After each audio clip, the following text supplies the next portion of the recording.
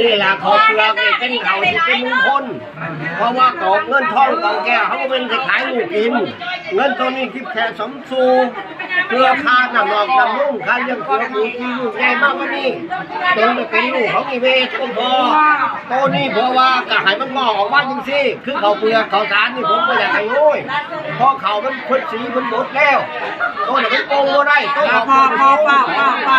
ได้ลูกตัวแย่งเลยได้ลูกตัวแย่งเลยได้พอนี่แหละมันงอกข้ามคืออันนี้คือเขา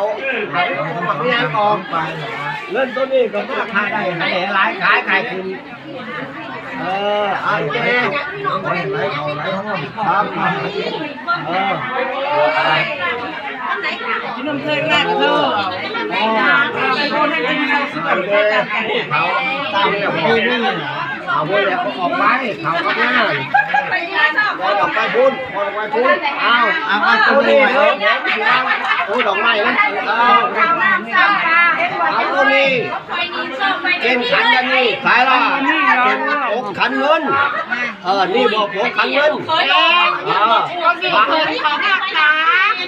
ก็มีถึงเขามากจ้าเพิ่นถึงของสามเพิ่นบอกแดงเลยเขาบอกให้แม่เนี่ยตัวนี้ถึงของรักษาเนี่ยแม่แล้วเพิ่นบังบ่ก็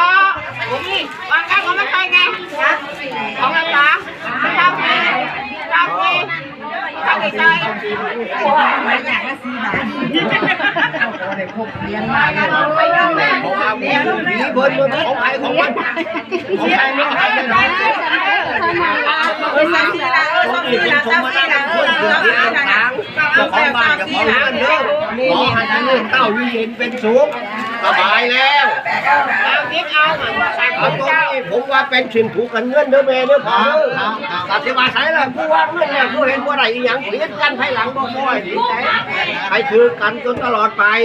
เพราะว่าให้ลูกเต้าหันอยู่เย็นเป็นสุขทุกคนอย่ากินอย่าขายอย่าเอาเพราะว่าภาพแข็งแรงอย่างเงี้ยตัวนี้ผูกกันเงินใช้ละแม่ผู้ใดมี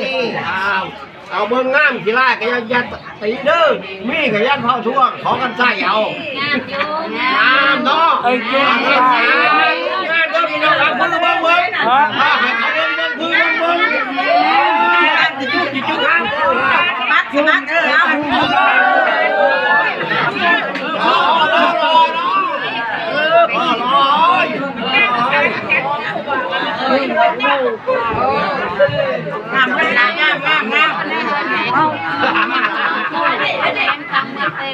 มเลยนะงามแบบพอได้เดี๋ยวคนนี้น่ะ